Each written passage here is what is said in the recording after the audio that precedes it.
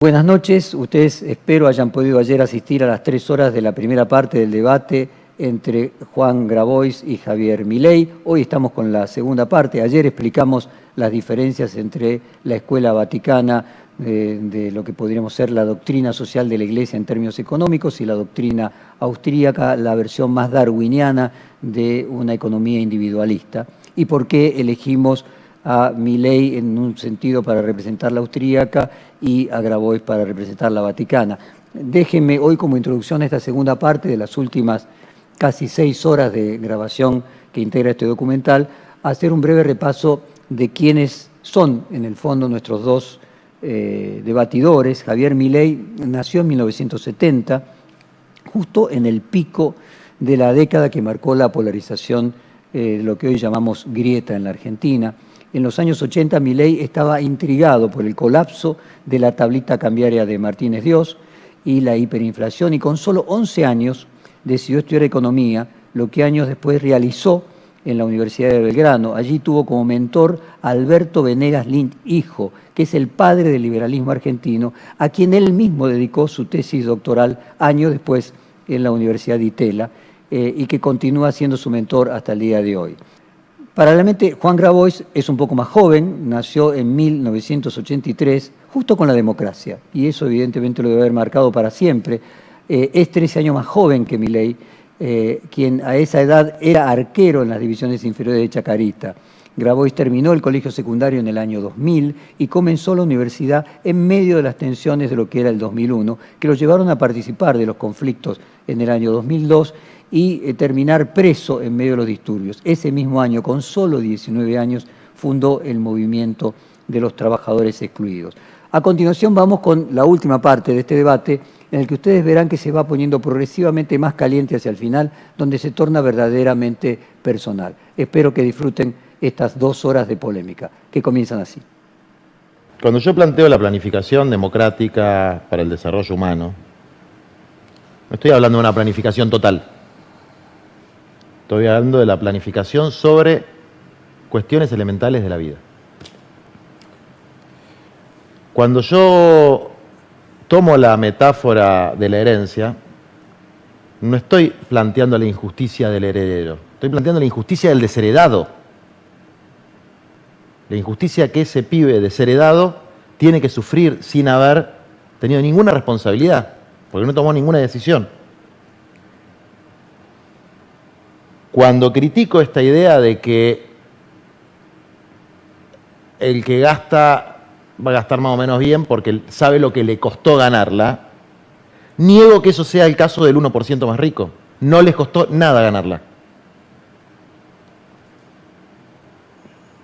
Y cuando planteo que hay premisas éticas y materiales que marcan que la cuestión del proceso, digamos, ¿no? del tiempo, que es superior al momento, la cuestión del tiempo, la comparto, se necesita tiempo, pero en otra dirección. Lo que planteo es, efectivamente, dejar endeudado a una generación futura es una aberración. La situación que tenemos con el Fondo Monetario Internacional ahora, por ejemplo, es una aberración. Por eso los diputados nuestros votaron en contra. Creo que él también votó en contra. Yo de Milei también. Sí. Por distintos motivos. Pero ¿por qué no es una aberración dejarle a las generaciones futuras una tremenda pérdida de biodiversidad y bosques nativos en el norte argentino? Y ahí vamos a suponer que no hubiera normas, que las hay, ¿no? Porque la famosa igualdad ante la ley se practica poco. Y decía también, creo que Anatole France, que la igualdad ante la ley tenía una paradoja, que es, estaba prohibido para el rico y para el pobre dormir abajo un puente. Pero vamos a suponer que ahí no hubiera ley de desmonte. No hay Estado. Entonces, como no hay Estado, nadie te puede decir si puedes desmontar o no puedes desmontar. Estaría todo desmontado. No habría monte nativo. Y le estás robando la herencia colectiva, social, a las generaciones futuras. ¿Por qué no es una aberración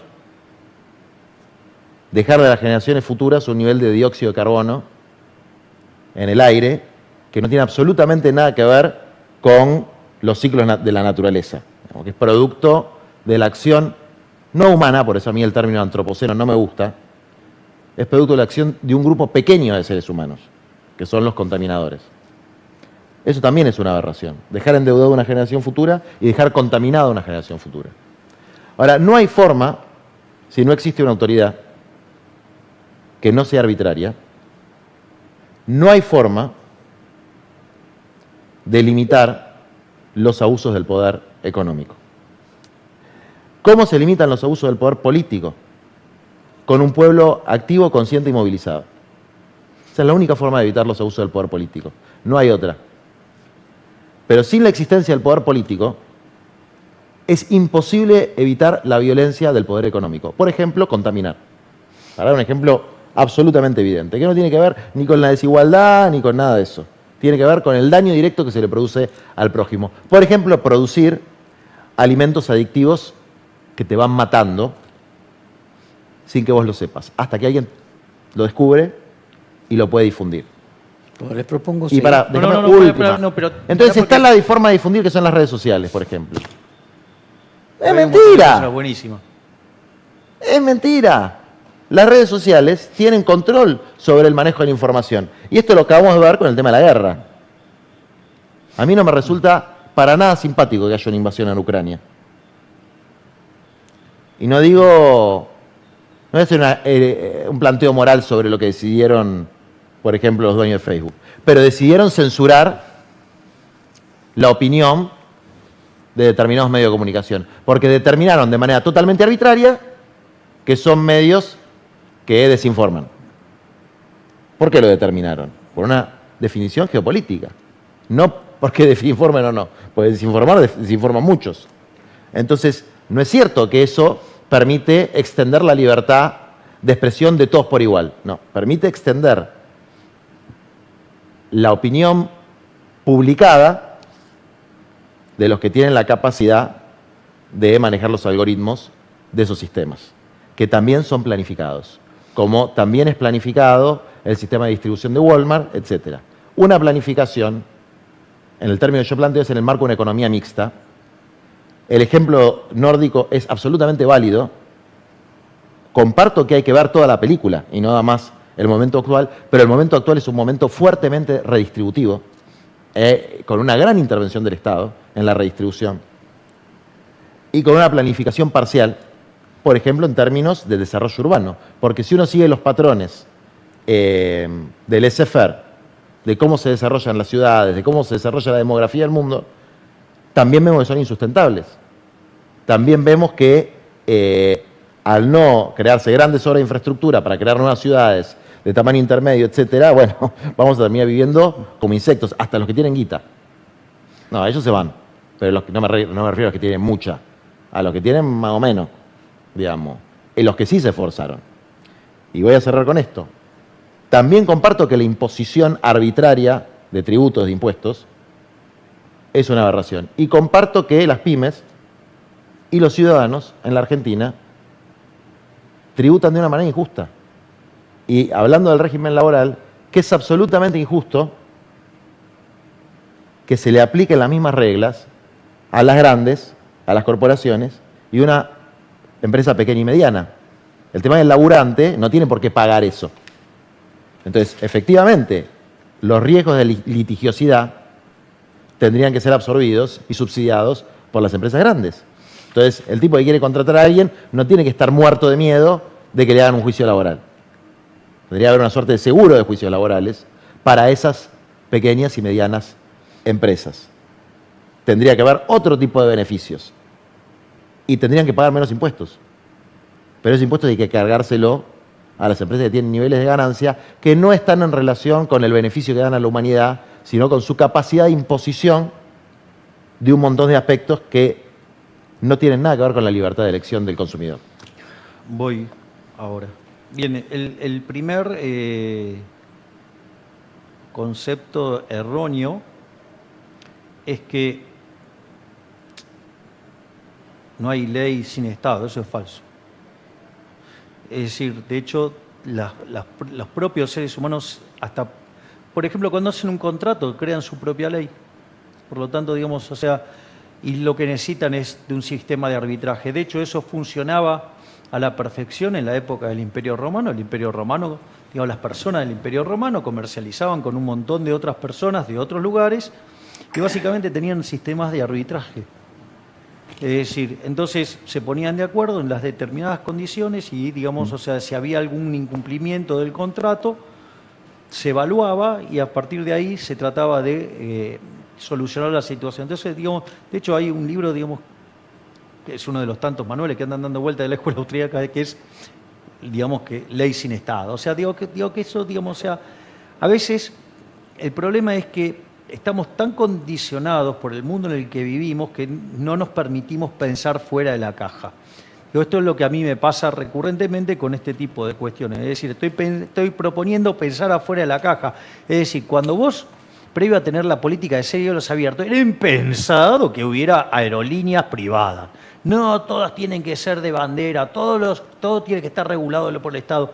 Y no era, esto es como el caso del elefante, ¿viste? Que de repente está atado a un palito chiquitito, porque vos le enseñaste que no se podía mover desde chiquitito. Entonces, digamos, o sea, tenemos muchas veces la cabeza oxidada en términos eso coincidís con... No, pero digo, o sea, hay algunas cosas, digamos, que digamos, o sea, a mí me parece súper, digamos, interesante, digamos, porque hay algunas cosas que sí tengo la respuesta y hay otras que me está llevando, digamos, a pensarlas. Digo que esto, digo, o sea, todavía es mucho más interesante por el upgrade, ¿sí? Entonces, ¿qué es lo que sucede? Ahí después hay otros temas más. Por ejemplo, hay una que es una contradicción en sus términos, ¿no? Los productos adictivos que te matan.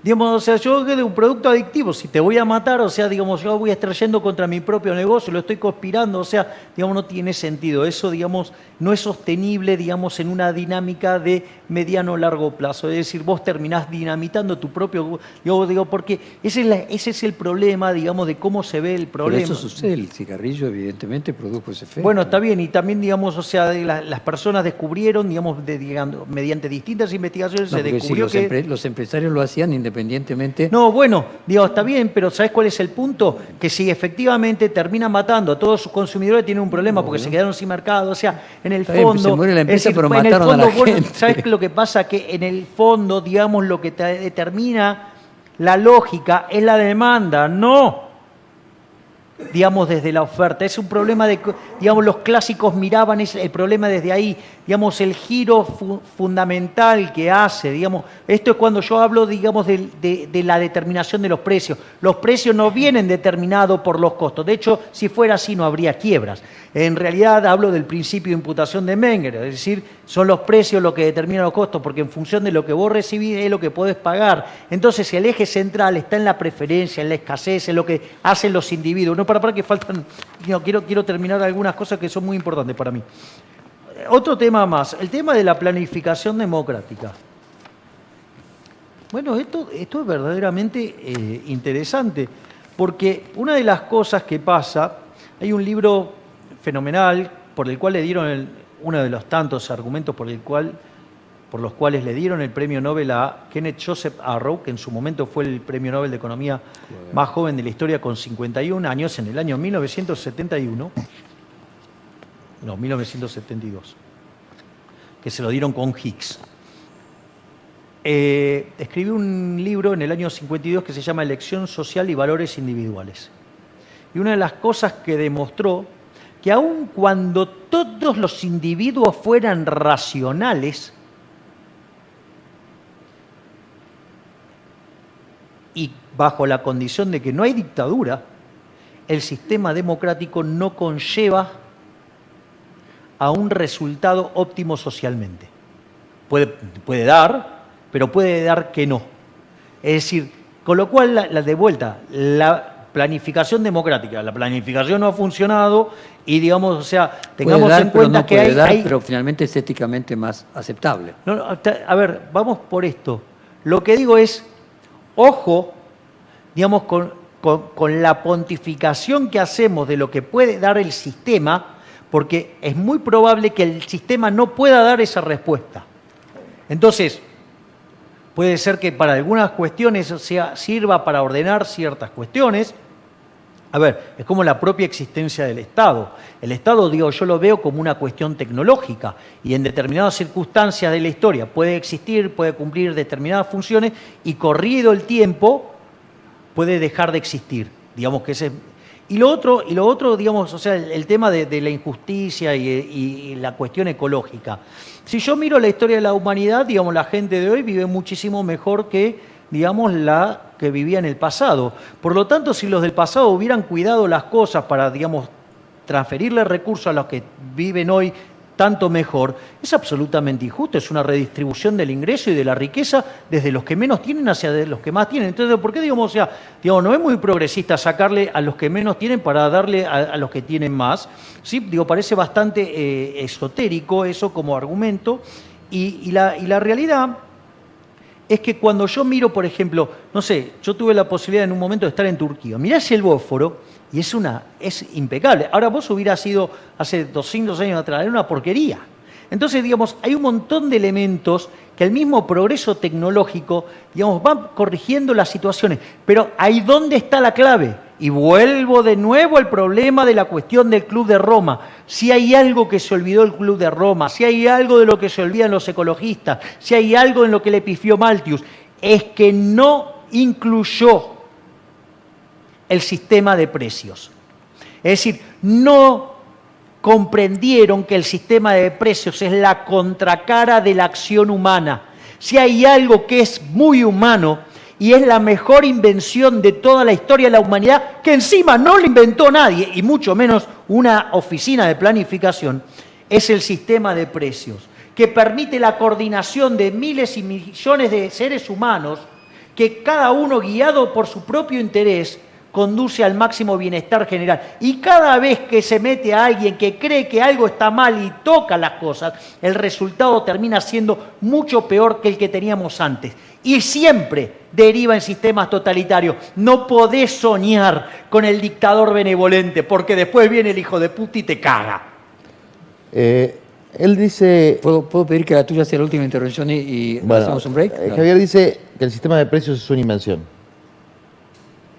Es cierto. Y de la sociedad. De la no sociedad, no le hizo nadie en particular. es cierto. Ahora, ¿es el único sistema posible y el sistema que tiene que englobar la totalidad de la acción humana? Yo no lo creo. Yo creo que pueden convivir sistemas que resuelvan distintos problemas. Cuando yo hablo de la planificación, desde luego es una mala palabra. Vos fíjate que hasta en la política hoy se usa la palabra planeamiento para disfrazarla y que no parezca planificación porque suena soviético. Pero la planificación no es más que tener una secuencia de acciones en un plazo determinado, plantearte objetivos determinados. Y en términos del punto de vista de la planificación social democrática, que no es la eliminación de los mercados, sino simplemente tener objetivos positivos y objetivos, si se quiere, negativos. Es decir, esto no lo puedes hacer, papá. Porque los sistemas de arbitraje, sin violencia, tienen una limitación, que es cuando alguien no quiere cumplir. Cuando alguien no quiere cumplir el contrato social, el contrato interpersonal, cuando alguien no lo quiere cumplir, podríamos hablar del contrato ambiental, de la Constitución. Evidentemente, si no hay un poder que pueda poner en caja al incumplidor, hay un problema. Pero eso no tiene por qué darse, eso no tiene por qué implicar que le des el monopolio de la violencia a un determinado grupo. Lo puedes resolver por otra manera. Es cierto. Y de hecho hoy no hay... Entonces, ¿por qué, digamos, o sea, tengo que siempre caer, digamos, en el monopolio y en el monopolio de la violencia del Estado? No. Ese es el problema. No, yo no planteo... ¿por qué, digamos, o sea, no se puede pensar fuera de la caja? Digo, ¿por qué, digamos, o sea, mira, estas son las condiciones, si vos no las cumplís, digamos, a ver... Aún cuando no tuvieras el mecanismo del enforcement, ¿sabes qué? Digamos, tu degradación de la reputación te conduciría a tu propia quiebra a lo largo del tiempo. Hay otras formas. O sea, a mí me gustaría que esa benevolencia se aplicara también, por ejemplo, a alguien que roba una gallina. Es decir, que no haya enforcement ahí. Porque en general, no lo sé porque yo no veo tanto la tele para no contaminarme, pero en general al que tengo más calado es alguien con el que no me interesaría mucho hablar, que es el pelado, como se llama, el experto. Ese no me gusta. Pero Esper, por ejemplo, le gusta mucho el enforcement. Le gusta mucho la mano dura. ¿Te puedo Sí. mencionar algo para que Sí. veas, por ejemplo, las diferencias que nosotros tenemos con José Luis? Por ejemplo, él dice mano dura y llegó a decir te dejo la cabeza como un queso gruyère. Sí, O sea, admite la pena de muerte, por ejemplo. sí. ¿No? Fíjate mi caso. Yo como liberal, que creo en el respeto irrestricto del proyecto de vida del prójimo, basado en el principio de no agresión y en defensa del derecho a la vida, a la libertad y a la propiedad, así como estoy en contra del aborto, estoy en contra de la pena de muerte. ¿Por qué estoy en contra de la pena de muerte? Porque no puedo ir contra la vida. Es decir, entonces, digo, podés pensar el sistema en un montón de dimensiones. No estás en contra del aborto, estás en Yo estoy en contra de del la aborto. despenalización del aborto Yo estoy además estoy en contra del aborto. y de la despenalización. Digamos, eso después es un problema de Ah. la instrumentación legal, pero yo estoy en contra del aborto como concepto. O sea, primero como liberal, después desde el punto de vista de la ciencia, digo, hay un montón de elementos. Pero lo que digo es, estoy en contra de esas argumentaciones y eso, digamos, va contra mi fibra más íntima liberal. ¿Entendés? O sea, yo no puedo aceptar la pena de muerte, que además tiene dos problemas. Tiene un problema de índole empírica, ¿sí? Digamos, además del problema moral. Entonces, ¿por qué? Porque en aquellos lugares donde se la aplica no funciona y cuando en algunos lugares donde vos la aplicaste y antes no se aplicaba, los jueces se ponen más laxo, por decirlo de alguna manera, lo cual digo, lo estoy viendo. Y voy a decir algo sobre el sistema de precios. Esto, quien mejor lo plantea es Gary Becker, porque lo plantea de manera explícita en un artículo que se llama Una teoría del matrimonio. Y una de las cosas que habla es que los precios en realidad tienen que ver con un cociente de utilidades marginales, los precios relativos. Y algunos tienen mercado y otros no. ¿Esto qué quiere decir? Que vos podés aplicar este mismo mecanismo de análisis y toma de decisiones, tanto en aquellos que pasan por el mercado como aquellos que no lo pasan. Y eso, ¿sabés quién fue el primero que lo vio con total claridad y lo plasmó mejor que nadie? El señor ese, Ludwig von Mises, en ese libro que se llama La acción humana. Esperá que hay dos cosas muy importantes de lo que estamos hablando. Vamos a un caso menos extremo que el de la pena de muerte. Vamos al caso del ladrón de gallinas. Hay un caso también bastante famoso de un pibe que se robó un sándwich en un juzgado, pero se estudia en la facultad. Pero vamos al caso del ladrón de gallinas. ¿A ese tiene que ir preso o hay que generarle un sistema de reputación? Al que se robó una gallina o lo que sea, robó algo. ¿Qué hay que hacer con ese? Eso, digamos, acorde a lo que sean los usos y costumbres de cada sociedad se determinará, digamos, el tamaño de la pena acorde a lo que hizo. Bien, y a la empresa que contamina, ¿qué hay que hacerle al gerente?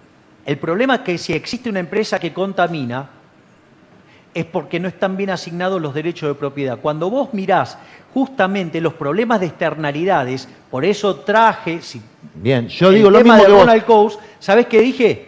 Es un problema de derecho de propiedad. Cuando vos incluís ahí el derecho de propiedad y cuando vos haciendo eso te dañás a vos mismo, vas a ver cómo se termina Claro, el el problema del ladrón de gallinas también es un problema de asignación de derecho de propiedad. El ladrón de gallinas no tiene propiedad de nada, entonces tiene que robar una gallina, digamos. Pero si el problema de asignación de derecho de propiedad derivara en que todo el mundo tenga derecho de propiedad y todo el mundo tenga acceso a la propiedad, nos podemos poner de acuerdo rápido. No es lo que sucede. Y Digo, la forma es la cual accedes a la propiedad, porque si la vas a robar, para mí robar está mal. para mí también robar está mal. Bueno, entonces Pero digamos, yo quiero y se lo hace otro. la misma- A ver, pero entonces la misma pregunta es, si benevolencia. yo voy y le robo, le pongo una 45 en la cabeza, una 9 Sí, milímetros, no. lo robo y te lo doy, ¿eso está bien? No está bien. Bueno, entonces digamos, o sea, el Estado hace eso. Pero el Estado... La redistribución es eso. A ver, escúchame. No es eso. ¿Cómo Pero- que no? Pero pará, no me ¿Cómo? quiero ir del ¿Los tema. impuestos se pagan voluntariamente? El tema es, ¿por qué ¿Se tanta...? pagan voluntariamente los impuestos? Déjame terminar y ahora te Pero no te- se pagan te contesto. voluntariamente, te lo sacan No, por la fuerza, obviamente vas que preso. no, se pagan Y bueno, entonces voluntariamente. digamos, o sea, el mecanismo es violento. Es decir, te están poniendo Tiene una un pistola en la elemento, cabeza para pagar. tiene un elemento de violencia en una sociedad violenta, que es el elemento... Pero si la propia violencia pará, la genera el que Estado. es elemento... Ojo, Porque el ¿qué es lo Estado que vos- genera cuál es mucha violencia. Bueno, digo, el Pero vos principal estás generador- planteando- Pero el principal generador sí, de violencia pero vos dentro de la estás sociedad planteando es el un Estado. aspecto de la violencia, otro aspecto de la violencia. Bueno, hay otras cosas que, digamos, que si a vos no te gusta que la llames violenta, eso es otra cosa. No, hay otro aspecto de la violencia, que es, ¿por qué ese que se robó la gallina tiene que ir preso? Digo, no sé si tiene que ir preso. Digo, eso, los usos y costumbres de la sociedad sí determinará cuál es la pena para robarse una gallina. Bueno, y también deben determinar cuál es la pena para el empresario que contamina. Pero si el empresario que contamina porque justamente no hay derecho de propiedad. ¿Y el que roba, por qué roba? ¿Porque es malo? No sé por qué roba. O sea, digo, robar está mal. O sea, y eso, digamos... ¿Contaminar estaba bien? No, digamos... Las dos cosas están mal. Pero en un caso vos querés poner una pena y en el otro no. No. Lo que digo es que la contaminación se resuelve asignando derecho de propiedad. O sea, el robo es un avance contra la propiedad, ¿no? Digo, o sea, son cosas totalmente distintas. Bueno, y la contaminación es una falta al bien común de la sociedad. No, bueno, es que ese es el problema. ¿Quién sabe qué es el bien común? ¿Puedo una moción de orden? No, pero es que justamente el problema está en que vos, digamos, las externalidades se te causan... lo llevo a la propiedad. Daña, desvaloriza la propiedad de todo lo que está alrededor. No, bueno, pero ¿sabés lo que pasa? Que si vos asignás el derecho de propiedad, vos no lo vas a contaminar porque no te perjudicás a vos mismo. Está bien, es pero decir, eso sería justamente ese problema de la contaminación. Eso sería a posteriori. No, bueno... Pero, a ver, yo te puedo decir un montón de formas de evitar que el pibe robe una gallina. Pero cuando la robó, vos querés que tenga una pena. Vos me estás explicando cómo evitar que un tipo contamine. Yo lo que estoy diciendo cuando es contaminó, que la sociedad va a decidir cómo se... castiga a ese... ¿Cuáles son las normas bajo las cuales actúa? Digamos, o sea, qué sé yo cuál va a ser la pena. Digo, eso pero el que contamina merece una pena también. Pero, pero es que la contaminación existe... porque no está asignado el derecho de propiedad. ¿Y el robo de gallinas por qué existe? El robo de gallinas, será el motivo por el cual, digamos, la persona, robó. Lo que sí tengo claro es que la contaminación es un problema de no asignación del derecho de propiedad porque está en el Estado. Con tanta certeza, hablar de bienes si públicos, vos entendés con tanta existen. certeza que la contaminación es un problema de asignación de derecho de propiedad, y no podés entender con la misma certeza que robarse una gallina es un problema de derechos humanos elementales, porque el tipo tiene hambre. Es un problema que estás violentando también la propiedad. ¿Cómo que no? Alguien es el dueño y se lo robó. Bueno, eso para mí... la sociedad... Eso para mí es el problema del dogmatismo. Que llegás a un absurdo tal... No es un absurdo. Para mí, desde mi punto de vista. O sea, es de que el ladrón de gallinas es malo... y el que contamina es un pobre tipo víctima de la mala asignación de los derechos de propiedad. Nadie dijo que es una víctima. Lo que digo es que ocurre porque no están bien asignados y bien definidos los derechos de propiedad. Y por otro lado, una persona que roba está mal. O sea, y en realidad vos lo sabés. O sea, ¿qué? Entonces hay una justicia para uno, si este roba está bien, si este roba está mal. No, robar está mal. Digo, yo que sepa, cuando miro los 10 mandamientos, no robarás. O sea, no robarás. O sea, y no es que si roba el pobre, roba el rico. Digo, no robarás, independientemente de tu condición, de lo que sea. Es cierto, pero bueno, la justicia... ¿Pero qué? La justicia es como, dice el Martín Fierro, es como el cuchillo. Nunca hiere el que la tiene por el mango. Y los que la tienen por el mango... es el Estado. Bueno, digamos, no, o sea, por ejemplo, son las corporaciones económicas. No, bueno, pero las corporaciones económicas... que pueden corromper. No, pero puede tener eso, básicamente, porque, digamos, o sea, puede contar con la anuencia del Estado. Si no, digamos, no puede hacerlo. Es decir, en un proceso, digamos, donde el propio sistema, vos lo dejás que interactúe, se limpia solo. El problema es que vos no creés en esa limpieza que genera el sistema. A ver, la corrupción es un costo extra del contaminador. Es decir, el Estado le da un costo extra al contaminador. Si no hubiera Estado, se ahorraría ese costo, pero seguiría contaminando. No, porque, digamos, o sea, porque alguien se tiene que apropiar de ese bien. Y cuando se apropia de ese bien y se define la propiedad, nadie se va a dañar a sí mismo. ¿Pero se va a apropiar del río? ¿Cuál es el problema? O sea, Javier, me parece interesante. Pero dice que uno puede tener propiedad sobre un río. Y a mí me parece una idea innovadora. Estoy dispuesto a discutirla.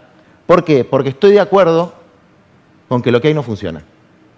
Entonces, evidentemente el riachuelo no lo descontaminó ni Menem con María Julia, ni Cristina. Que si el riachuelo fuera de Techín estaría limpio. ¿Qué? No tengas duda. Que si el riachuelo fuera de Techín estaría limpio. Y su negocio dependiera de eso, va a estar cristalino. Y capaz que tiene razón.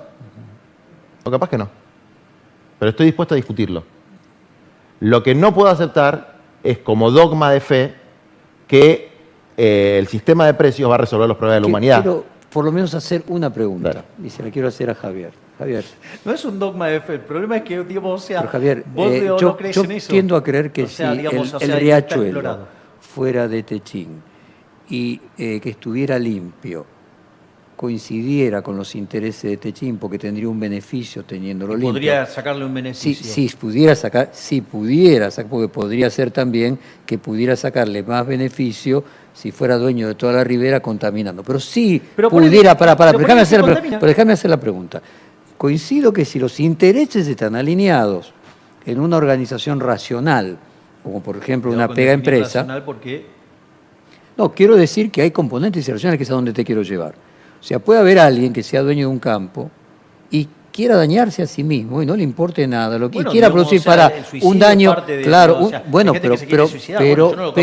pero le hace daño a los demás.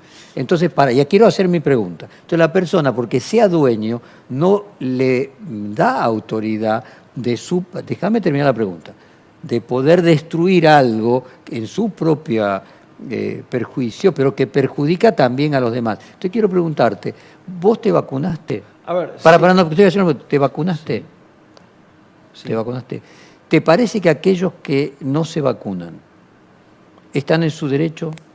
Digamos, de hecho, yo defiendo, digamos, que cada uno es una elección renta-riesgo. Y si la persona en su renta-riesgo afecta a terceros, pues contagia a otras personas, ¿te parece que habría que obligarlo a vacunarse? No, pero es que ahí está el punto. A ver. El punto es, mira, hay un libro que es maravilloso, y ese es todavía más chiquitito que el de Debré, que se llama La teoría del caos, que es de Robert Murphy, y explica cómo funciona la sociedad anarcocapitalista. Y funciona con un sistema de seguros. Es decir, cuando vos salís con tu auto también podés matar a alguien. Pero, digamos, ¿qué haces? Para, digamos, no tener un despiole, ¿qué haces? Vas con un seguro, porque justamente... Ahora, la pregunta es, ¿nosotros el seguro lo pagamos? Sí, y lo pagamos por la fuerza. ¿Sabes qué? Nosotros cuando pagamos nuestros impuestos, que se pagan por la fuerza, estamos pagando ¿qué? El sistema de salud. Es decir, y no solo que pagamos el sistema de salud público, sino que además, como no nos gusta el sistema de salud público, además tenemos prepaga, con lo cual pagamos el sistema privado. Y además, cuando vienen los despioles, como el Estado nos afanó, nos robaron los políticos que ejercen el Estado, encima después tocan el sistema privado, con lo cual me hicieron pagarlo 3 veces. Es decir, con lo cual si alguien no quisiera...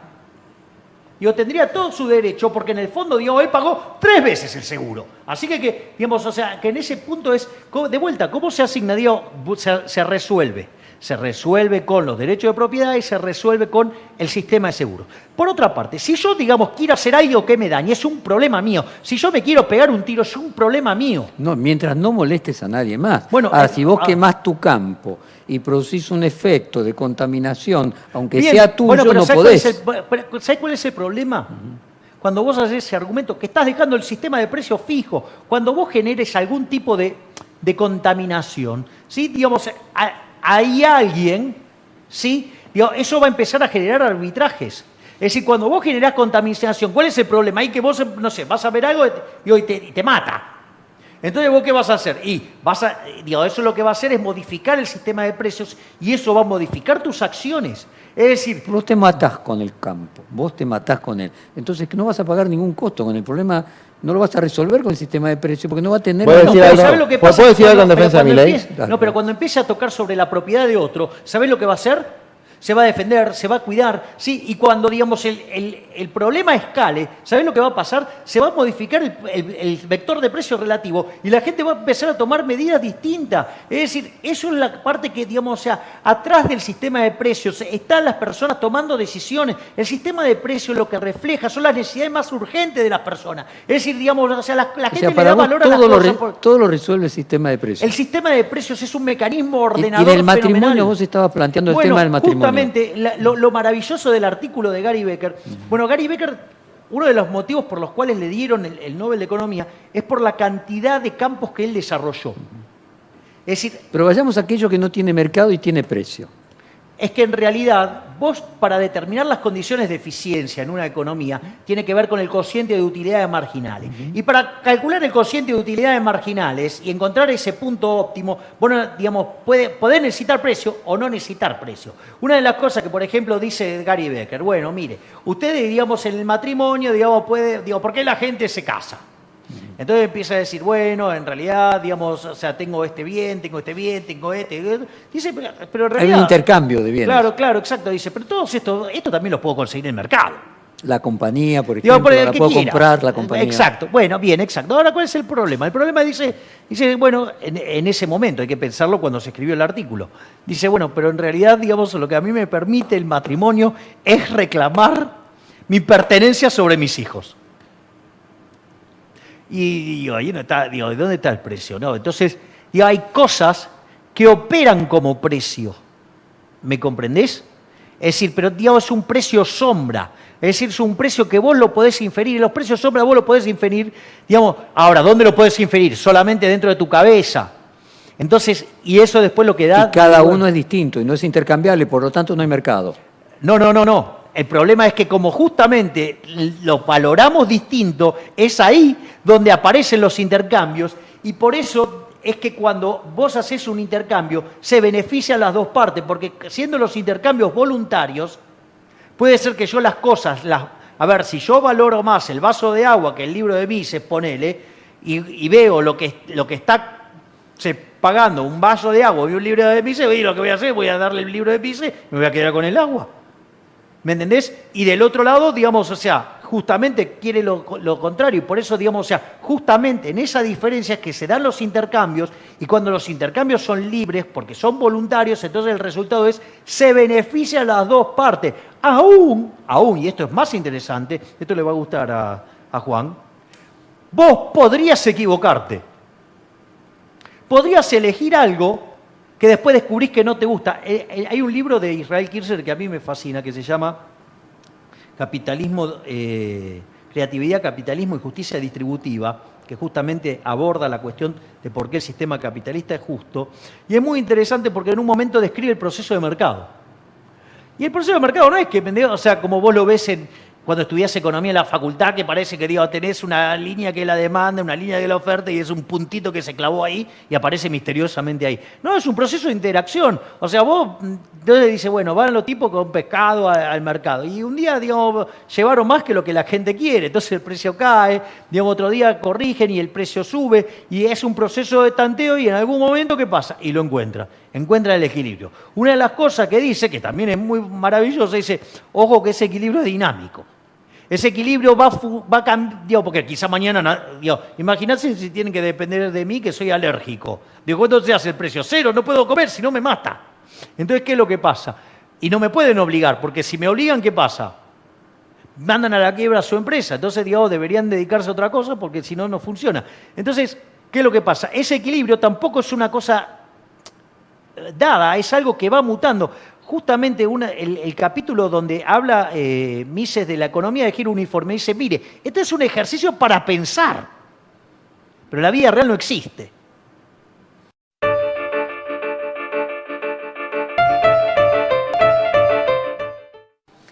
Bueno, la vida real. Hay muchas cosas de las que conversamos que en la vida real creo yo que funcionan de una manera que no se puede reducir un sistema de precios, digamos. El tema de la propiedad también tiene otra arista que es, y el robo y el impuesto y todo esto que estamos hablando. ¿Cuándo prescribe el crimen que tiñe una propiedad ilegítima? ¿Cuándo prescribe? ¿En 100 años, 50 años? Porque o el sistema de precios lo va limpiando solo a ese crimen. Porque si uno ve cómo fue la asignación de la propiedad a lo largo de la historia, claramente en nuestro país la propiedad de la tierra es uno de los elementos donde el laissez-faire y el liberalismo, bueno, es difícil decir el liberalismo porque acá hay intervención del Estado, pero nosotros tenemos el 93% de la población urbana. El paso del tiempo legitima. Eso no cabe el paso del tiempo legitima. Eso no cabe duda. Entonces, ¿cuánto tiempo tiene que pasar para que quede legitimado el crimen del ladrón y los herederos del ladrón? O sea, el modelo de prescripción de la justicia, vos que sos abogado, evidentemente... dura un tiempo. No es justo, es Sí. utilitario, porque si no estaríamos reclamando todo el tiempo por cosas del pasado. Exactamente. Entonces, el ladrón de hoy puede ser el empresario del mañana. Eso opera a nivel de los ricos. No se aplica la misma ley a los pobres. El ladrón de hoy va a ser siempre el ladrón de hoy. Entonces ahí hay una injusticia que tiene que ver con cómo la ley no es la misma para unos y para otros cuando hay niveles de desigualdad tan grandes. Yo creo que hay que pensar afuera de la caja también. Cuando Javier plantea el monopolio de la fuerza y plantea el sistema de arbitraje, por ahí es una forma de desmonopolizar la fuerza. En última instancia, violencia hay en la sociedad. Descentralizar la fuerza. Puede ser. Yo no creo en una economía estadocéntrica. Y en eso me diferencio de muchos compañeros y compañeras de lo que hoy llaman el peronismo, ¿no? Perón nunca fue estatista. Perón habla de la comunidad organizada. Pero yo creo que un actor fundamental, aparte del sector privado tradicional, es otro sector que es privado, pero que tiene otro incentivo que de la maximización de la ganancia para funcionar. Tiene otra motivación que la maximización de la ganancia, que es lo que nosotros llamamos el sector popular o social de la economía, el sector organizado de la economía, popular, digamos, que puede resolver muchos de los problemas de ineficiencia e ineficacia del Estado. Y yo creo que los puede resolver mejor que las empresas que tienen aspiración de ganancia. En un montón de aspectos. En vivienda, en generación de puestos de trabajo, en salud, en educación. Porque yo no estoy de acuerdo con privatizar las escuelas o los hospitales. No estoy de acuerdo que el problema de la prepaga que sale cara y hay que pagarla sea el Estado. Creo que son los monopolios de las farmacéuticas que te venden un medicamento 800 millones de veces más de su costo, o que en Estados Unidos han hecho una masacre con los opiáceos, asesinando gente a mansalva con un producto que saben que es imposible para el ser humano controlar voluntariamente y con su libertad una vez que lo empiezas a consumir. Pero el problema o es una mezcla de las dos cosas, no es ni totalmente una cosa ni totalmente otra cosa. Pero que hay que pensar afuera de la caja no me cabe la menor duda, porque no estamos resolviendo los problemas. Yo quiero hacerle a Javier... No, pero yo digo, porque esto es lo bueno, digamos, o sea, él plantea cosas que a mí me... Yo una de las cosas que querría, digamos, cuando uno mira estas cosas, ¿no? Digo, poner en el análisis, o sea, una es el no caer en anacronismo, porque algunas categorías que hoy tenemos no son las mismas que había en otro tiempo, es decir, en algún momento, digamos, o sea, es más, o sea, pensaban fuera de la caja lo de la Asamblea del año 13, claro, porque abolieron la esclavitud.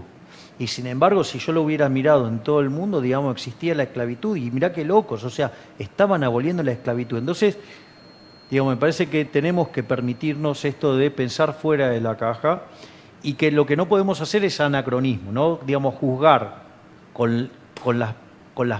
como vemos el mundo hoy, cosas que pasaron en el pasado.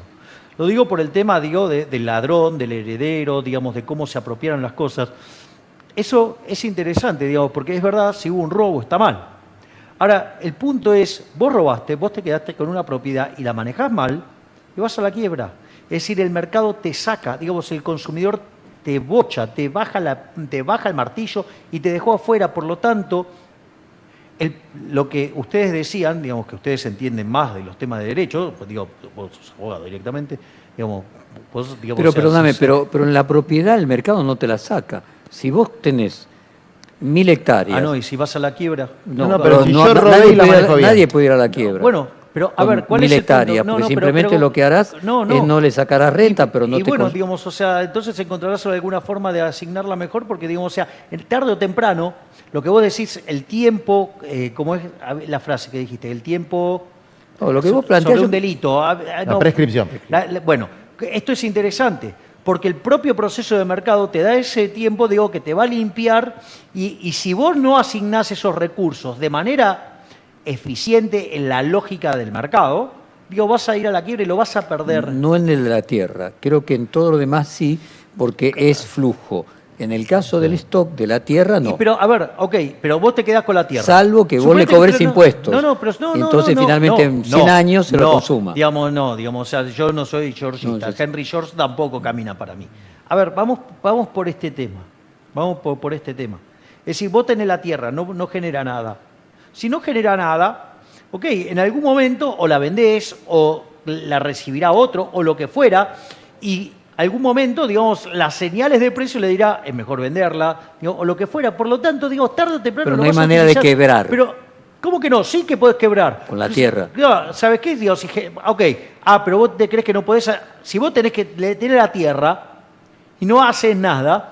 Digo, en el peor de los mundos, ok, quedarás en cero. ¿Y para qué querés algo que está en cero? Te tenés que cuidar, digamos, lo tenés que proteger y todo eso, digo, tenés un montón de problemas. Por lo tanto, digamos, o sea, justamente, o sea, es un perdedero de plata. Así que en el fondo, digo, te va a resultar mejor negocio dárselo a otro y que otro, digamos, o sea, lo haga producir. Con lo cual, digamos, lo que yo noto es que no hay, digamos, la corriente articulación entre las acciones de los seres humanos y el sistema de precios y cómo eso se retroalimenta. Entonces, digo, la discusión está ahí, digamos, o sea, yo propongo, digo, que discutamos, digamos, mayormente cómo funciona el sistema de precios, porque en realidad estamos condenando algo que, digamos, o sea, siempre lo estamos haciendo, lo estamos dejando rengo, o, digamos, o le estamos metiendo el Estado en el medio. Mira, ¿sabes cuál es? Mira, yo te digo, esta es mi diferencia con los liberales clásicos. Los liberales clásicos te dicen que hay fallos de mercado, y esos fallos de mercado ameritan, digamos, que intervenga el Estado y lo corrija. En mi visión, en realidad, los fallos de mercado no existen. O sea, cuando vos crees que hay un fallo de mercado, pueden pasar dos cosas. Una es que esté el Estado en el medio jodiendo. Que vos fíjate, digamos, uno de los argumentos que vos vas tomando, Juan, yo lo que hago es mostrarte, digamos, hasta vos mismo te das cuenta que está metido el Estado en el medio y está generando un montón de despiones. Y la otra es, si aún así hay algo que te parece que es un fallo de mercado y no está el Estado, lo que yo propongo es que lo vuelvan a estudiar porque seguramente el análisis está mal. Porque en el fondo, digamos, el mercado, digamos, o sea, es un proceso de cooperación social donde se hacen intercambios voluntarios, ¿sí? Y donde se intercambian derechos de propiedad. Y eso es después lo que genera el sistema de precios. Entonces, digo, ese precio se convierte en una señal. Hay gente que va a decir, uy, mirá qué interesante producir esto y ser vendedor. Hay otro que va a decir, me interesaría comprar esto. Entonces se coordinan. Y en esa coordinación, si no coinciden oferta y demanda, habrá un ajuste en el precio. O sea, es un mecanismo de transmisión de información, coordinación y ajuste. Es una maravilla. El único problema es cuando se mete el Estado en el medio. Hay otro problema, que es, bueno, el planteo anarcocapitalista tiene una parte linda, que es la parte anárquica, digamos. Es la parte que me gusta. Es decir, una asociación libre de productores, ¿no? Es una maravilla como modelo social y sin monopolio de la fuerza. Porque es libre. El problema es cuando deja de ser libre. ¿Y cuándo deja de ser libre? Cuando hay alguien que tiene la posibilidad de imponerte bajo una fachada de libertad, una situación opresiva. Hacerte trabajar 14 horas por día. O sea, te pusieron la pistola en la cabeza obligándote a trabajar. No, porque hay otras formas ¿Eso es opresivo? Hay otras formas de coerción que no son la pistola en la cabeza. Y eso, digamos, el consentimiento no solamente se rompe frente a una situación de vida o muerte. Hay muchas cosas que llevan al ser humano a hacer cosas contra su libre voluntad. ¿Y entonces por qué las hace? Y entonces, digamos, o sea, ¿por qué va a ir en contra de sus propias preferencias? O sea, ¿quién soy yo para determinar que no es lo suficientemente capaz para saber qué es lo que quiere? Es que no es un problema de capacidad. Si vos tenés que elegir entre no comer y ser explotado durante 18 horas, o 14 horas, o 10 horas, yo elegiría ser explotado. Pero esa no es mi voluntad.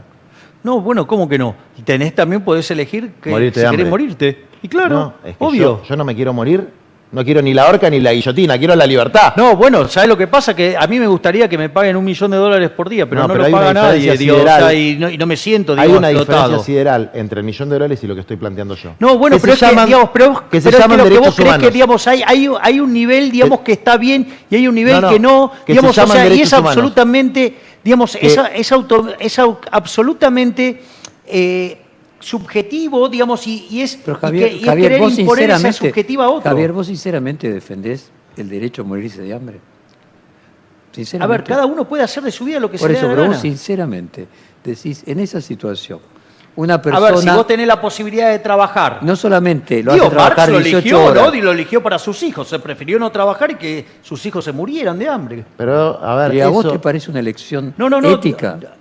A ver, digamos, yo me gano mi O sea, vida, creo que digamos, laburando. en ¿Cuál el es el fondo lo que problema? está acá en cuestión es lo siguiente. O sea, ¿Vos crees que pero la economía regula todo? No, yo creo que, digamos, creo en la libertad de los individuos. Creo, digamos, en el La vez autogobierno, anterior, creo, digamos, en el orden espontáneo. cuando Es te decir, ¿por qué, entrevisté- digamos, o sea, pero por qué vos me querés imponer, digamos, la preferencia de X? ¿Por qué me querés imponer tu No, porque preferencia? nadie Lo que pasa puede es que tener como preferencia morirse de No, hambre. no, es que, bueno, entonces, digamos, entonces trabajará y buscará y si no le gusta ese lugar, buscará la forma de salir de eso. Es decir, pero ¿por qué, digamos, o sea, vos te querés meter en el medio de ese contrato, digamos, imponiéndoles tus preferencias? ¿No te parece autoritario eso, Jorge? No, para yo quiero nada. frenar. No, claro, digamos, o sea, claro, porque es imponer tu visión. O sea, si querés hacerlo, sabés que hacerlo con tu plata, no con la mía. Sí, pero cuando hay una limitación en las opciones y las opciones se reducen. Pero las opciones no se hacen quitando libertades, se logran dando más libertad, no menos libertad. Vos no ganás Sí, opciones. yo le quiero quitando dar libertad al que no tiene opciones. Está No bien, al que digo, impone pero está bien, las digo, pero condiciones. No, pero ¿y quién sos vos para determinar, digamos, cómo es el contrato, digamos, que tengo yo, digamos, con Jorge? Es un problema entre Jorge y mío, vos no Es tenés que lo por que qué pasa es que meterte. vos llevar esta lógica a... Vos la llevas a un absurdo. Y te voy a No, decir yo por no qué. lo llevo al Te voy a dar absurdo. otro ejemplo. Yo lo llevo a la esencia misma. Te voy a dar es otro decir, ejemplo. es la forma en la cual argumentaba Mirá. Borges. Es decir, ¿sabes qué? Lo llevas al límite para, Claro. No, pero ¿sabes Entonces por qué? sería en tu concepción, sería legítimo que alguien le compre un brazo a un tipo porque le gusta coleccionar brazos. Si que- alguien se lo quiere vender, ¿cuál es el Pero, problema? a ver, te aseguro que vas a encontrar mucha gente dispuesta a vender su brazo a cambio de una vivienda para su familia. Ahora, Bueno, eso es una inmoralidad, y es una monstruosidad que no se puede a ver. aceptar. Bueno, Porque eso es la digamos, imposición de la perversión pero, sádica del pero poderoso. es que ese es el error. Ahí está el error.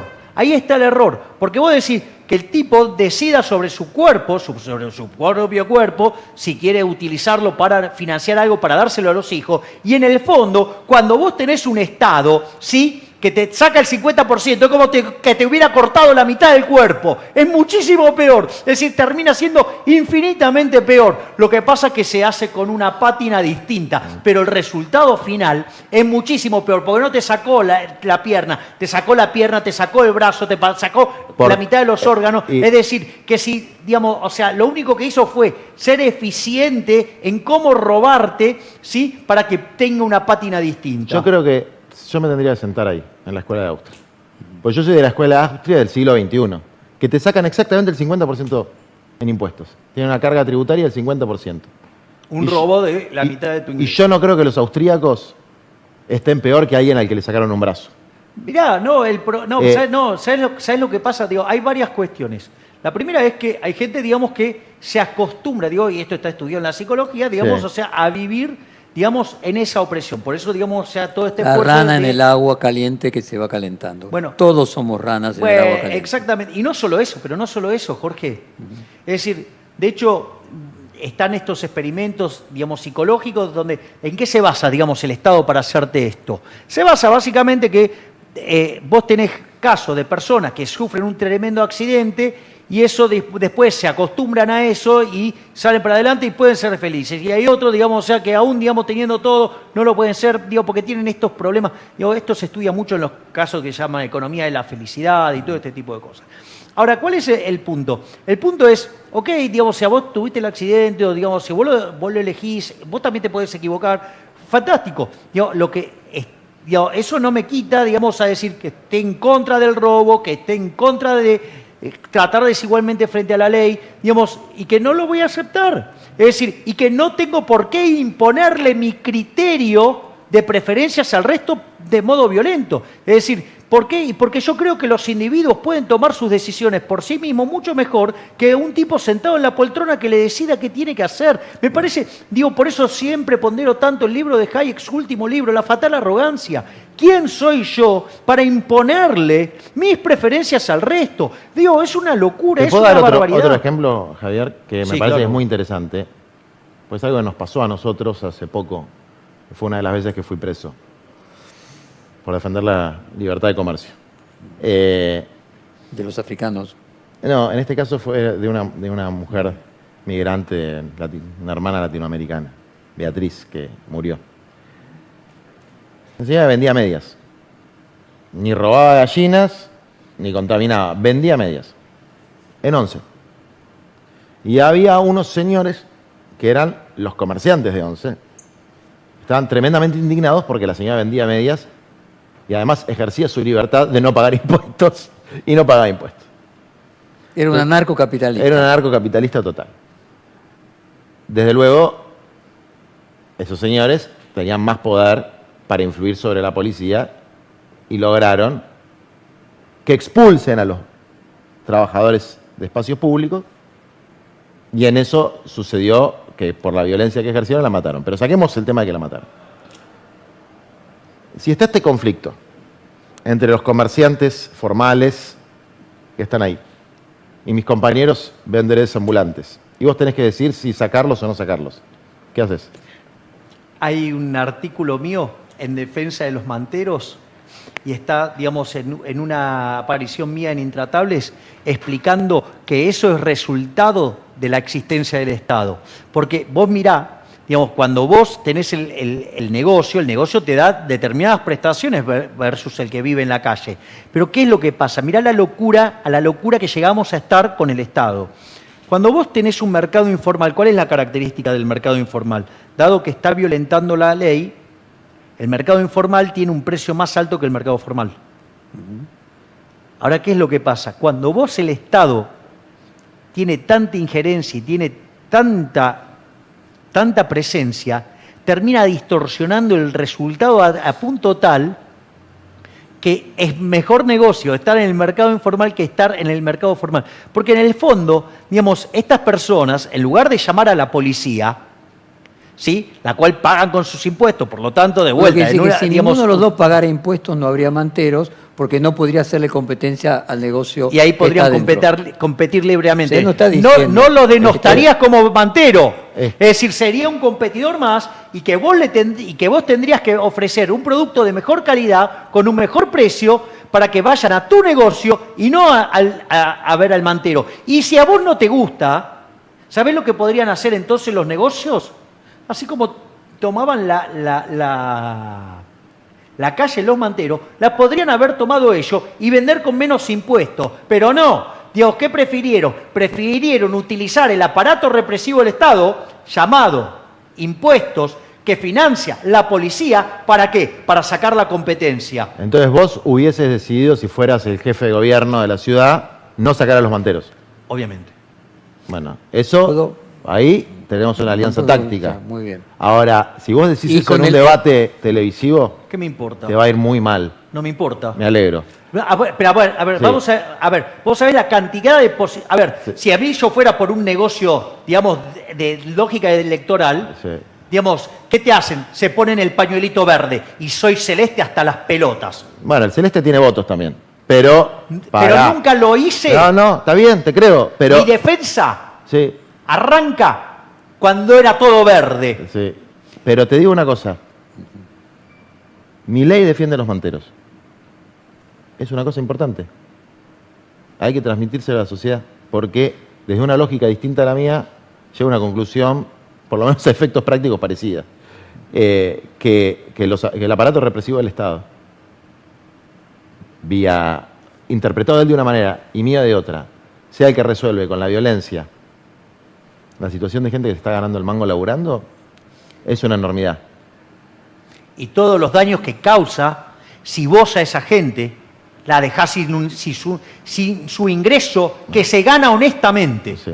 Bueno, ¿Puedo? todo el laburo de los movimientos populares, por lo menos en los que no tienen distorsiones, Lo mismo sería de los cartoneros. es O la sea, defensa, finalmente, del derecho a trabajar de ese sector. Y, digamos, ¿por qué? Digamos, o sea, como verás, o sea, yo Bueno, no vos lo también, cuestiono. Bien, los cartoneros muy bien. también lo defenderías. Cualquier persona que se gane el dinero honestamente, vos no tenés por qué joderla.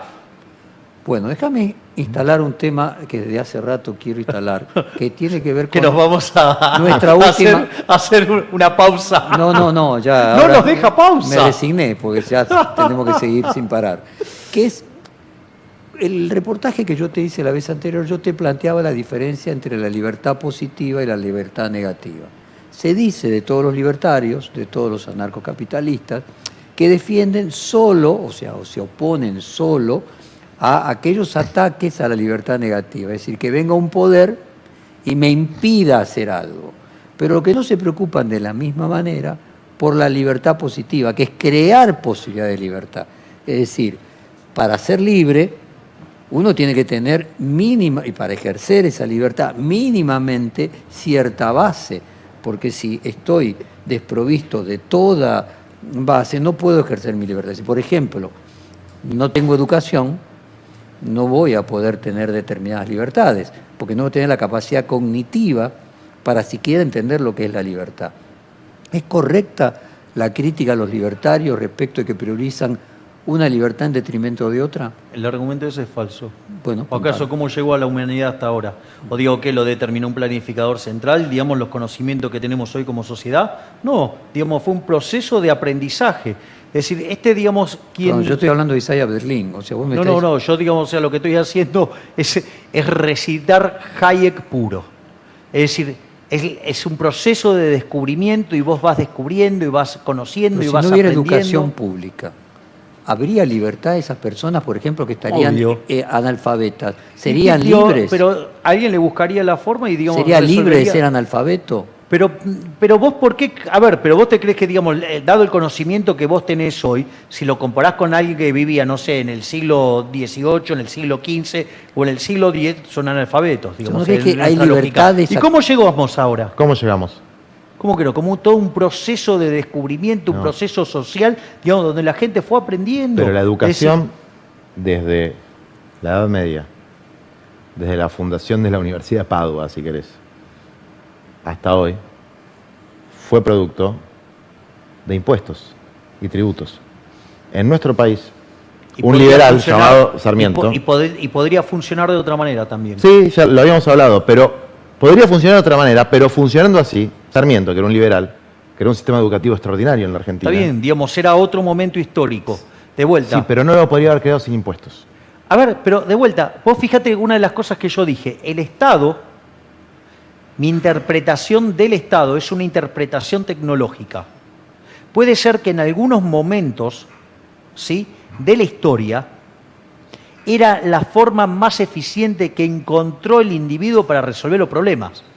Hoy, dado el estado de la tecnología, vos podrías utilizar muchísimos elementos que te podrían evitar el aparato coercitivo, o por lo menos generar instrumentos que asimilen mejor a lo que sería la lógica del total libre mercado. Bueno, ese mismo argumento se puede utilizar para repensar la planificación, porque con las herramientas que hoy existen de la tecnología, pensar, por ejemplo, el desarrollo urbano de viviendas en un esquema mixto, ni siquiera te digo centralmente estatal, ¿no? Pudiendo determinar desde un satélite las condiciones de humedad, las condiciones, un montón de cosas que no se podían hacer nosotros. Una cosa que hicimos que para mí está muy bien, bastante también, digamos, tiene una...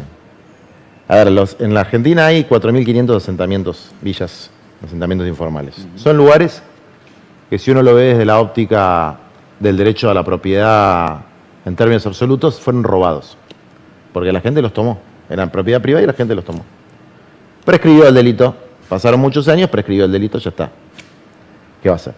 Como prescribió el delito de la usurpación de tierras del siglo XIX, este prescribe. Entonces logramos sacar una ley que era la declaración de utilidad pública del total de esos barrios. E hicimos un relevamiento con georreferenciación de cada uno de los 4.500 barrios, con una encuesta georreferenciada de cada una de las personas, y se les asignó algo que se llama certificado de vivienda familiar, que en realidad en términos jurídicos es un certificado de posesión precaria. Es decir, no es una escritura, pero da cuenta de la posesión de 500.000 personas. Es decir, creamos propiedad donde antes había un vacío jurídico, que era ¿de quién carajo es esto? Porque el titular dominial ya no lo reclama, porque lo da por perdido, ya hay 2 generaciones que viven ahí y no hay derechos establecidos entre las partes, no se sabe de quién carajo es. Lo hicimos en 6 meses, a eso, aplicando un plan con tecnología. Y sabemos que sería muy fácil si se pudiera acceder a determinados terrenos, que no vuelva a haber nunca más una toma en la Argentina.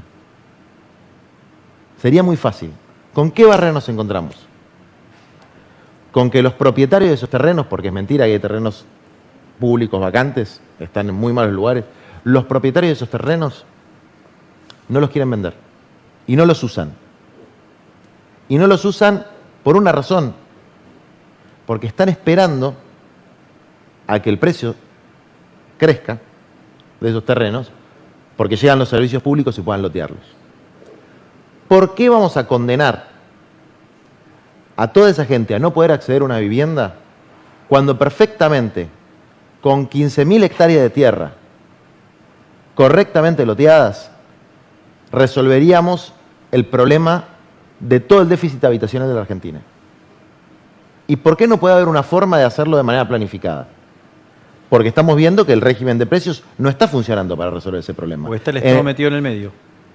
Bien, pero mira... Porque vos lo que estás diciendo, ¿cómo lo solucionarías vos? Es que, mirá, digamos, cómo te contamina la existencia del Estado.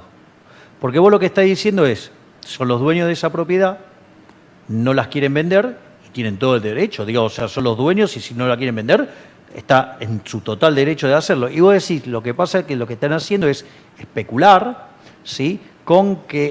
Aparte todos especulamos, todos queremos comprar lo más barato posible y queremos vender lo más alto posible. Eso, digamos, es propio de la naturaleza humana.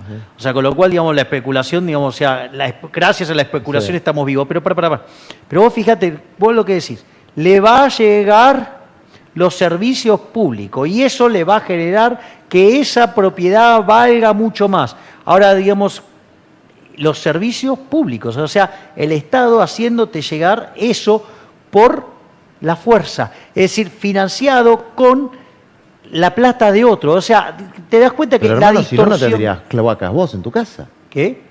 Que si no, vos no tendrías cloacas en tu casa. No, eso es falso. Eso es falso, porque, por ejemplo, digamos, ¿quién hace, digamos, a ver, en un country... Pero las cloacas de tu casa las hizo el Estado y vos las disfrutás.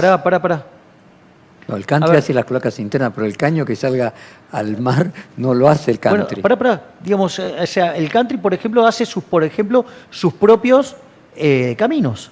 Es decir, digamos... sus propios caminos estamos de acuerdo, pero cloacas el country no puede hacer. Pero no lo puede hacer porque, digamos, está el Estado metido del otro lado. Si el Estado no estuviera metido del otro lado, lo podría hacer solo. ¿Cómo lo haría? Tendría que cruzar toda la ciudad hasta un Mirá, río. mirá. Ahí tenés un buen ejemplo. No, mirá, a ver, estas mismas cosas te lo voy a hacer con un caso de la vida real de cómo el mercado resuelve los problemas. Vos tenés el sistema eléctrico argentino, cuando Bastos hace la reforma, lo particiona, ¿sí? En 3 sectores. Lo que es la generación, que determina que es competitivo, y Camesas, lo que hace es simular el comportamiento del mercado y hace un orden de mérito acorde al costo marginal. Y después tiene transporte y distribución. Transporte y distribución se suele considerar que son monopolios naturales. En el caso de la distribución, lo que se hace, se particiona y se hace lo que se llama competencia por comparación, y lo único que te queda como monopolio natural es la alta tensión, el transporte de alta tensión. Vos fíjate esto, suponete que vos estás llevando manzanas, vos producís acá manzanas, pero producís tantas manzanas que un negocio para vos, ¿qué es? Mandar manzanas al barrio aquel por medio de esta ruta, ¿sí? ¿Y qué es lo que te pasa? Entonces las vendés ahí y con eso te conseguís dinero y te compras otras cosas que no son manzana porque te dedicas a producir manzana. Ahora, ¿qué pasa si por algún mecanismo se rompe la ruta? La manzana te quedan todo acá, el precio de la manzana, ¿qué pasa? Se desploma, se hace cero. En la zona del Comahue te pasaba algo parecido. Vos tenías 3 líneas de alta tensión que venían al nodo de mercado de Ezeiza. ¿Por qué es el nodo de mercado? Porque es el demandante neto, ¿no? Fíjate qué interesante. Vos tenías 3 líneas de alta tensión. ¿Qué pasa? El Comahue tiene muchas de lo que se llaman centrales de pasada. O sea, vos las centrales hidroeléctricas pueden tener capacidad de embalse o no.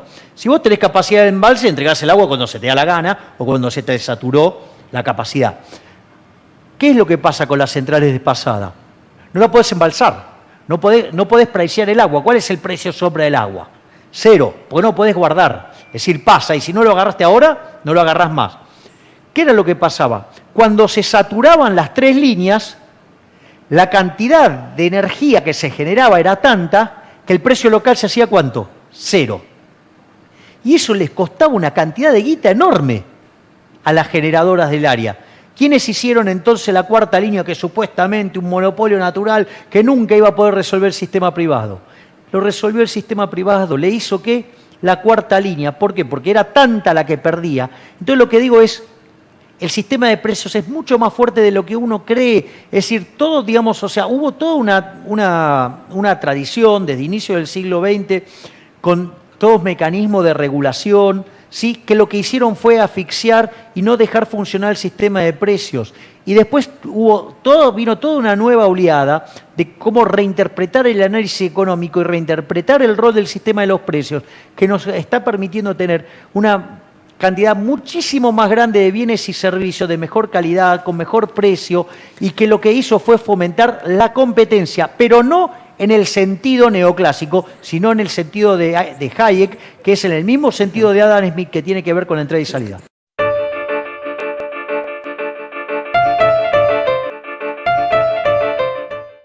El planteo que hace Juan, digamos, criticando la economía libre de mercado, deja de lado definiciones básicas del libre de mercado que ya estaban desde Adam Smith. En realidad, un individuo solo, digamos, no puede hacer mucho. De hecho, la vida de un individuo solo es absolutamente miserable. Porque si vos tuvieras que vivir solo, imagínate si tenés que hacer tus propios zapatos, tus propias medias, tu propio traje, tu propia ropa interior, tu propia camisa, tu propia corbata, tus propios anteojos. Es decir, con lo cual tendríamos una vida absolutamente miserable. Lo que nos permitió salir, digamos, de esa vida absolutamente miserable, sí, que son las instituciones del capitalismo, que es la propiedad privada, los mercados libres de intervención estatal para que la señal de precios sea limpia, la libre entrada y salida en concepto de competencia, la división del trabajo y la cooperación social. La división del trabajo. Que es anterior, obviamente, al capitalismo, ¿no? Está bien, pero claro, pero a lo que voy es que si vos no estás en una sociedad, no hay división del trabajo, y si no hay división del trabajo, vos vas a tener una vida miserable. Y en la medida que vos vivís en una comunidad y hacés intercambios, y esos intercambios son voluntarios, ¿sí? Y se crea, digamos, un mecanismo por el cual cada uno se va ocupando de algo. Aparte, digamos, Adam Smith era bien claro, el límite de la división del trabajo, ¿cuál era? El tamaño del mercado. Por lo tanto, digo, cuanto más grande la sociedad, más posibilidades de dividir el trabajo, más ganancia de productividad. Y eso, digamos, o sea, se va a manifestar en que cada uno, digamos, vive mejor. O sea, de ahí a creer que eso te da, digamos, el crédito para poder apropiarte del resultado de otro es una locura, porque en realidad en ese proceso de cooperación social y de división de trabajo, todos progresaron y a todos les fue mejor y todos viven mejor gracias a eso. Entonces, digamos, ese es el primer punto. El segundo punto es, yo, digamos, me niego que alguien sea quien determina quién tiene que tener esto, quién tiene que tener el otro, cuánto le tengo que sacar a uno para dárselo a otro. Eso a mí me parece absolutamente arbitrario.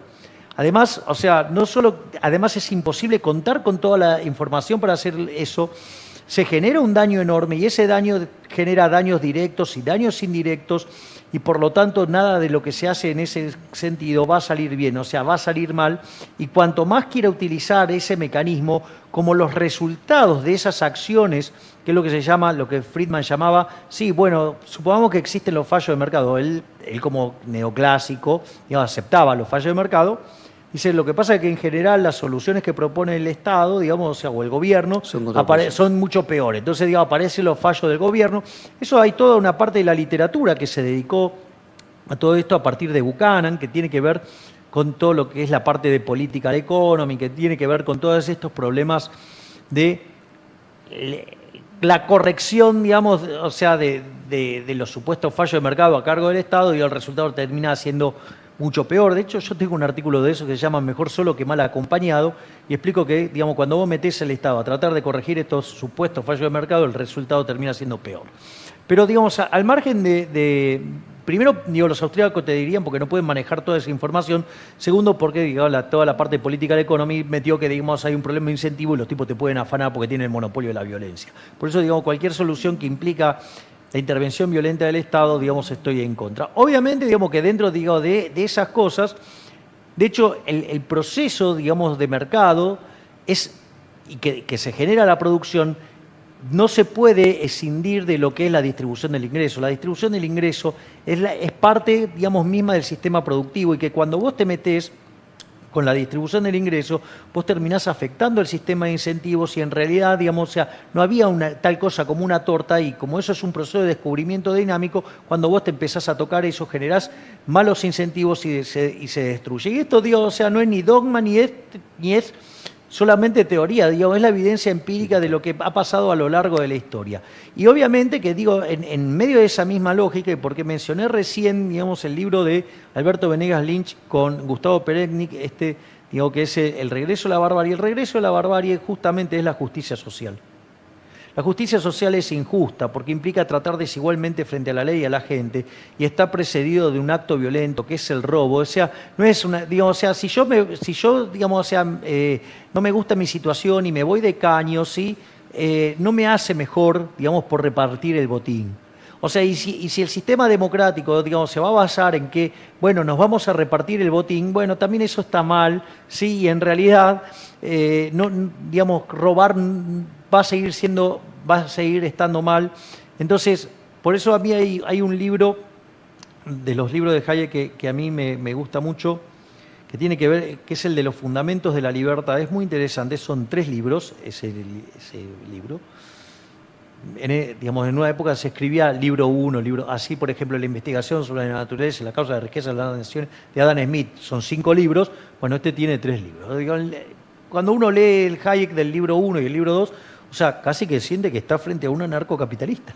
O sea, ahora, ¿qué es lo interesante? Lo interesante es que cuando llega a la parte 3 o el libro 3, dice, bueno, pero la gente quiere estar. O la gente quiere determinadas prestaciones. Entonces, lo que empieza a hacer es buscar mecanismos para brindar esas prestaciones que sean lo menos violentas posible y que tengan más de voluntario y que puedas replicar el resultado de mercado. Es decir, implica toda una ingeniería de cómo pensás ese problema. Digo, el sistema de vouchers, por ejemplo, es una idea así, ¿no? Digo, donde todos reconocemos que queremos que haya educación, entonces todos aportamos a ese fondo y se busca un mecanismo de competencia en el sistema y cómo se entrega el dinero de modo tal que replique el comportamiento de mercado y digamos, nos estemos más satisfechos con esa prestación. Y entonces ahí me lleva ya, digamos, a un estadio anterior. Entonces, digamos, ¿qué es el Estado? Esto yo lo discutí en su momento contigo, Jorge, cuando hablamos de Rawls, de John Rawls, el velo de la ignorancia. El velo de la ignorancia. Porque en el fondo, ¿qué es el Estado? Y por eso, Dios, vuelvo a traer el libro de Robert Murphy, La teoría del caos. ¿Cómo funciona esa sociedad anarcocapitalista? Funciona con todo un sistema de seguro. ¿Y qué es lo que vos depositás en el Estado? Que te asegure la educación, primero que te asegure la seguridad. ¿sí? Que te dé la seguridad y justicia, que te dé, ¿qué? Educación, ¿sí? Que te dé salud. O sea, en el fondo, vos lo que estás comprando es un sistema de salud. Y fíjate que esto salió tangencialmente cuando me mencionaste el tema de la pandemia. ¿Y yo qué es lo que te contesté? Yo defiendo la libertad de cada uno de decir si quiere vacunarse o no, porque es una elección renta-riesgo. Ahora, en el mundo capitalista, anarcocapitalista, ¿vos qué tendrías que salir? Tendrías que salir con un seguro. ¿Por qué? Porque si contagias a alguien, tendrías una demanda. Es como si salieras con tu auto y chocaras a alguien y lo lastimaras. Tendrías que pagarle si lo contagiaste. Exactamente. Y el punto es, ahora, ¿el Estado te puede obligar? No. ¿Por qué no te puede obligar? Por varias cosas. Porque ya te cobró el seguro. Porque vos cuando estás pagando los impuestos, estás pagando el sistema de salud. Y es tan violento el sistema que vos pagás el sistema de salud. No te cumple con las prestaciones. O sea, es como que vos tuviste el siniestro y no te garpan. Es decir, estuviste pagando como un gil la cuota, la cuota del seguro, y cuando viene el siniestro te dice, ¡ole! Hacete cargo vos. O sea, entonces, encima, digamos, vos lo aceptaste ya. ¿Por qué lo aceptaste? Porque cerca del 50% del sistema opera ¿cómo? Con las prepagas. No solo eso, sino que después cuando viene el despiole, como te defoltea el Estado, ¿qué hace? Te avanza sobre las prepagas y te impone condiciones sobre lo que vos habías pagado, con lo cual terminás teniendo un default sobre el bien que vos habías generado. Y encima, después, además te quieren obligar que te pongan la vacuna, pero vos estamos todos locos. No, es decir, bueno, funciona todo mal. En ese punto no. Pero bueno, estamos llegando al final y yo quería hacerle una reflexión de orden personal a los dos. Evidentemente representan para la mayoría de la sociedad posiciones muy distintas, casi podríamos decir en las antítesis, y al mismo tiempo, a lo largo de esta conversación, manteniendo esas diferencias, aparecen algunos puntos en común. Yo encuentro uno que me gustaría ver si confirmar con ustedes es correcto o no. Vos no naciste en un hogar de clase media alta y alta. No, yo nací en un hogar de clase baja y estoy muy orgulloso de eso. Mi papá cuando era chico, cuando tenía 2 años, sus padres se separaron. Y mi papá se quedó con mi abuela materna y mi papá tuvo que trabajar desde muy chiquito, ya desde los 3 años hacía algunas tareas. O sea, mi papá trabajó toda su vida. De hecho, en un momento era empleado de mi abuelo. Y no solo eso, sino que de mi abuelo paterno, ¿no? Y en ese contexto, él terminó su secundario, estaba intentando estudiar en la universidad y trabajaba en una línea de colectivos que era la 111. Bueno, primero trabajó en una empresa textilera, duró 21 días. Después se fue a trabajar por ejemplo, en una línea de colectivos que era la 111. Se casó con mi mamá cuando mi mamá tenía 16 años, o sea, a mí me tuvo a los 20 años. Mi mamá perdió a su papá, si no me equivoco, a los 13 años. Mi abuela materna, una luchadora, salió a parar la olla ella sola, o sea, un ser humano no solo por su bondad, sino por su lucha. O sea que de los dos lados, venía de lugares muy, muy, muy de abajo. Ellos se casaron cuando... Pero vos mismo también. Claro. Bueno, porque hay muchas historias de que claro, el papá o el abuelo, entonces, pero en tu caso, vos venís de una casa de clase media baja. Claro, entonces, y por ejemplo mi papá, cuando trabajaba en la 111, porque no le alcanzaba para parar la olla. ¿Y sabes cómo se ganaba mi papá? ¿Cómo complementaba sus ingresos? Jugando al metegol. Campeonato de metegol, no sé qué. Sí, digamos, yo... Por plata. O sea, no sé. Sí, jugaba al metegol por plata. Es decir, mi papá tiene... No sabía que existía. O sea, no, claro. O sea, había un metegol que se llama La Cancha. Mi papá tiene el talento de hacer jueguito con los jugadores de metegol. O sea... Mi papá te puede hacer goles con el arquero solamente golpeando contra el borde del arco y te la hace subir y viste que los arqueros en los viejos metegoles son más peticitos, son chiquititos, entonces te entraba por arriba. Mi papá daba, por ejemplo, 20 goles de diferencia en 21. O sea, y en eso es muy, muy metódico. O sea, él jugaba, juntaba la que ¿Y qué necesitaba. tenés vos de tu papá en eso de 20 sobre 21? A ver, si algo creo que heredé de mi papá es el tema de ser incansable en la búsqueda del objetivo por mis propios medios y trabajando. Cuando mi papá pasa a la línea 21 y ganaba mucha más plata, cuando llegaban los feriados, el dueño del colectivo se lo permitía trabajar para él, que se quedara con la plata. Entonces, por ejemplo, durante lo que eran las fiestas, Navidad, Año Nuevo o cualquier feriado, él los trabajaba. Y mi mamá lo acompañaba con 2 adminículos. Uno era, voy a hacer una humorada, por favor, era el equipo de café, o sea, le daba café todo el tiempo. Y lo otro era un fibrón negro. Un fibrón negro. ¿Cómo laburás en el colectivo? Sentado.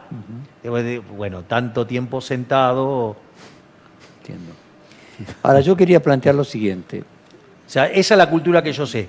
Romperme el traste laburando. Y vos venís de un hogar donde tuviste una educación no popular, podríamos decir, ni humilde, por el contrario. Alguien podría decir que sos un cheto, que te encontraste de golpe en el comienzo del 2002 con la injusticia que te atravesó, pero vos podrías ser perfectamente un cheto de San Isidro.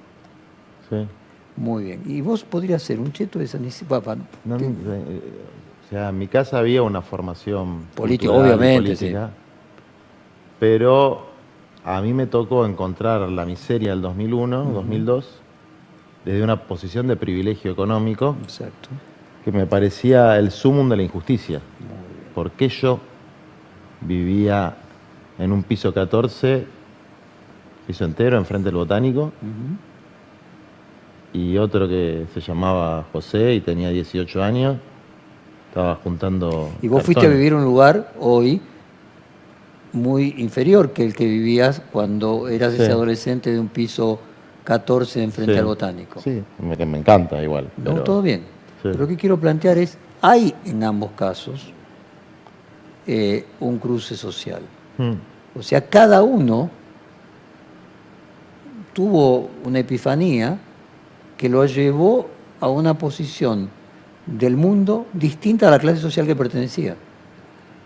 Por ahí, a mí me tocó ver un lado de la película de chico, ¿no? O sea, yo siempre vi a los aparatos represivos del Estado, como dice él, del lado de una clase.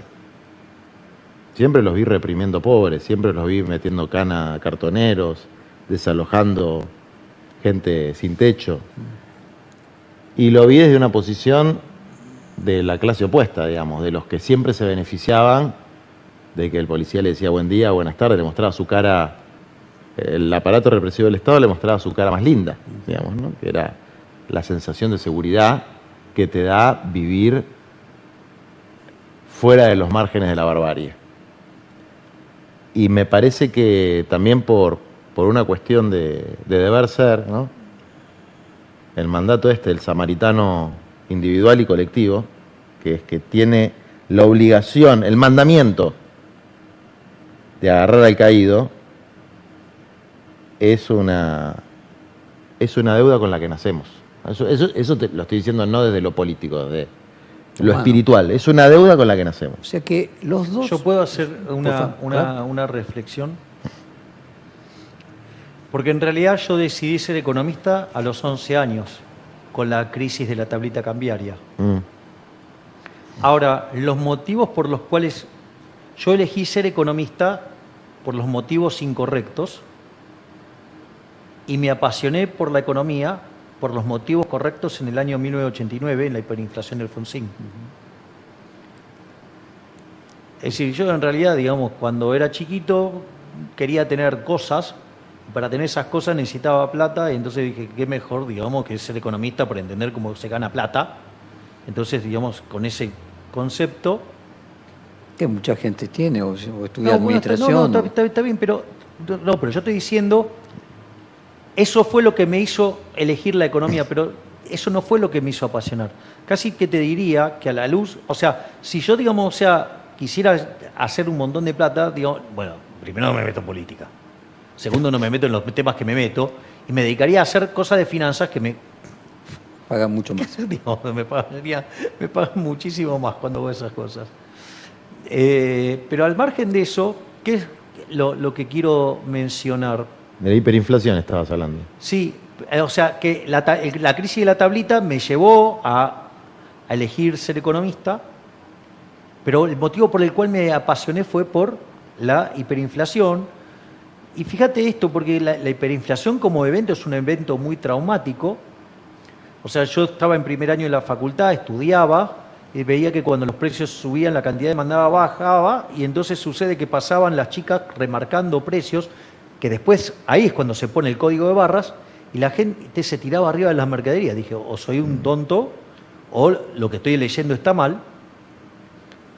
Dejé de jugar al fútbol, yo estaba en la primera de Chacarita, en realidad en el plantel profesional de Chacarita, Arquero era. arquero, y me dediqué a estudiar, y a los 20 años escribí mi primer artículo que se llamaba La hiperinflación y la distorsión en los mercados. ¿Qué es lo interesante de eso? Que la hiper como fenómeno es un fenómeno hiperempobrecedor. Y vos fíjate que todos mis argumentos en contra del Banco Central, entre otras cosas, Aparecen ahí, pero- tiene un argumento, sí, pero que te quita un punto 58 de crecimiento cuando la inflación pasa al 20%, por lo tanto, Ahora, cuesta la Javier, historia déjame ir argentina, al tendremos tema el PBI per personal. cápita de... Déjame ir al tema personal. No, pará, de Estados Unidos, y además le pega entre 25 y 30 veces más fuerte a los más vulnerables. Es decir, yo nunca dejé de lado la mirada sobre los vulnerables. O sea que lo que quiero marcar es que en ambos dos hay una actitud iconoclasta.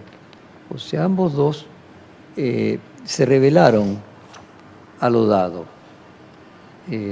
Y ambos dos se rebelan a lo políticamente correcto, a lo que podríamos decir es la corriente, el pensamiento masivo, la moda. Contra la mainstream. Exactamente. Hay algo en ustedes que desde posiciones muy distintas, evidentemente hay cuestiones que forjaron ese pensamiento, que bueno, serán individuales en cada uno de los casos, pero en los dos hay un cambio de clase social, en los dos hay rebeldía, en los dos hay una actitud iconoclasta, y al mismo tiempo también público. Cada uno cree que hay que cambiar el mundo, cada uno simplemente tiene una receta diferente, pero al mismo tiempo le pone mucha pasión a eso. Sí, mira, yo creo que hay dos cosas, ¿no? Una que tiene que ver con que el mainstream, aparte de que puede ser irritante en lo personal, no funciona. Entonces, para un lado y para el otro tiene que cambiar. Y hay otra cuestión que me parece interesante, lo de la hiper, porque a mi crisis, la que a mí me tocó, fue la de fines del menemismo. Es decir, Sí, una década de diferencia. pero además que es el modelo que... La de la alianza.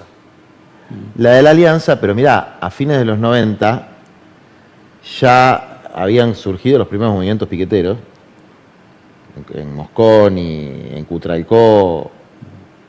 Después vino la crisis de la alianza, efectivamente, pero muy asociada a la decadencia y la degradación de un paradigma, que era el paradigma llamado neoliberal, ¿no?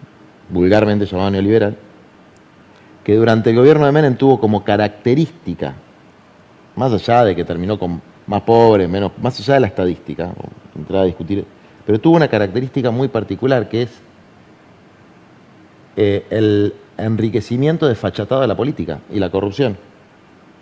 Es decir, era la casta,